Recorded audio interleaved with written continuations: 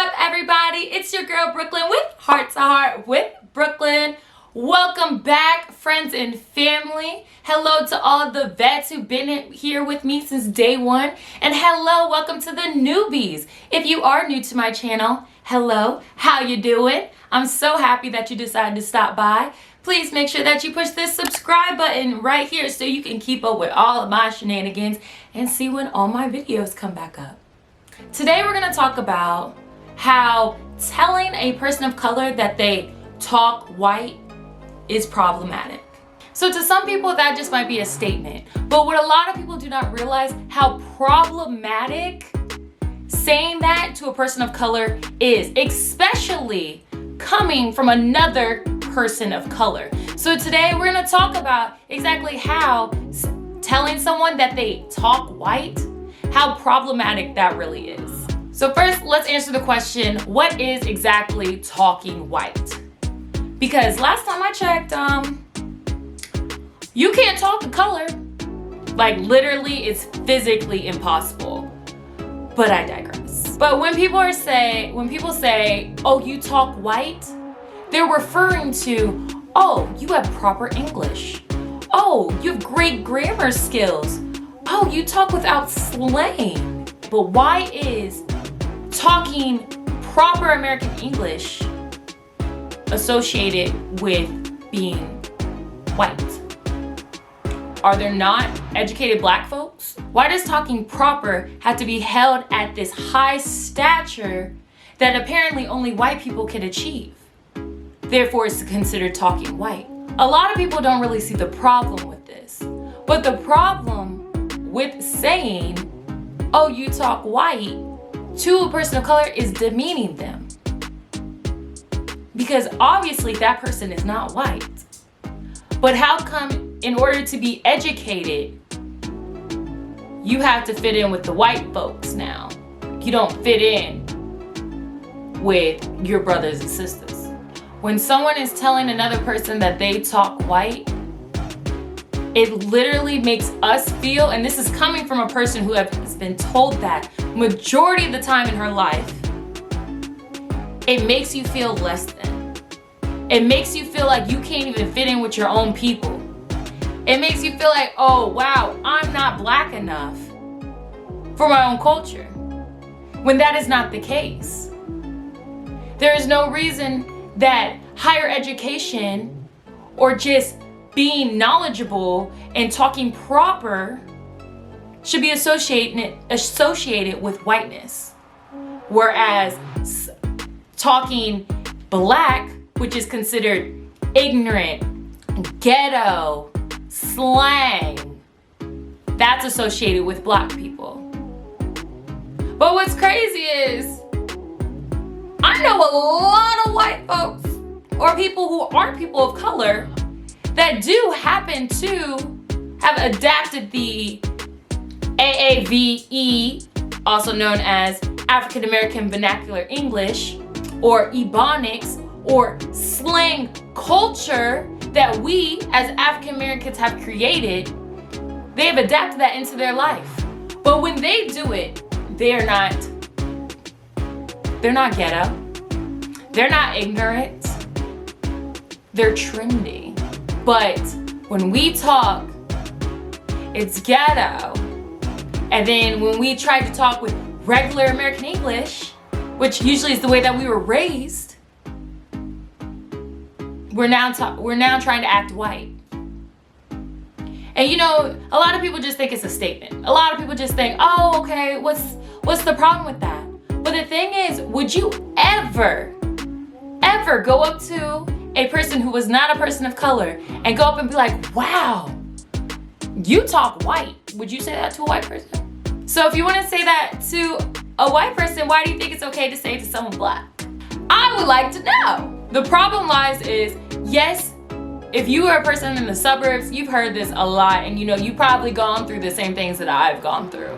But I'm telling you how problematic it is from if you're told that and you tell kids and you get that in their mind of little black boys, little black girls, that the way that they are speaking, which is just regular proper English, that they are speaking white, it is going to carry with them all the way into their adulthood. And they won't even know it. For example, when I was in middle school, I loved pop music. I love pop music, but people would always tell me, "Oh my God, you're acting so white. Oh, you talk white, and oh, you like only listen to white people and stuff." I didn't know I was a Disney kid. I'm sorry, I wasn't really introduced to rap music like that because I didn't live in a household where we listened to hardcore rap with like bad language. That just was not the household that I was raised in at all. So when I was in middle school, after hearing that so many times, it made me feel like I was not black enough. So you know what I did? I got my iPod and downloaded a black playlist or whatever. And at the time, Future just came out. So you know, I had Future's entire first album on my on my iPod. And I listened to that walking in the halls, just in case if a kid saw my iPod what I was listening to. And that might sound silly to you, but that's how much it affected me, because I felt like I had to try really hard to listen to rap music because that's what black kids did. And I'm trying to be black, even though I didn't have to try. I'm already black. And now, into my adult years, still to this day, when I'm in the car with my black friends, I do not shuffle my music. Now, granted, now I definitely do listen to, you know, mainly rap, R&B music and things like that. But I still have a few little pop jams in there. I do not shuffle my music. What I do is I shuffle a hip hop playlist that I find on Apple Music when I'm in the car with my friends. And it's not even that I'm embarrassed by the music that I listen to, but it's just such a habit. Because I was told so many times over and over that I was an Oreo, which, if you guys don't know what that means you're black on the outside and white on the inside. I was told that so much when I was younger by people who looked like me that it traveled with me through my adult years. So what you might not realize now, you might think it's just a statement, but what is the benefit of that statement? What are you trying to gain from telling someone that? How does it benefit you? These are the questions you need to ask before you say that to someone. And also think of the impact that you're making by telling someone that they speak white. You're making them feel like they're not part of the culture that they were born into. So let's get into a heart-to-heart moment real quick. Telling a person that they speak white, you're undermining their intelligence. And you're saying that the only way that you can be intelligent is to be white. And that you as a black person, you are surprised that this person, this black person is educated. And it's already bad getting those reactions and those thoughts and those accusations from people who are already not people of color, because they're already prejudging us because of the color of our skin. But it's worse to get it from someone who looks like you and let them blatantly undermine your intelligence with that ignorant statement.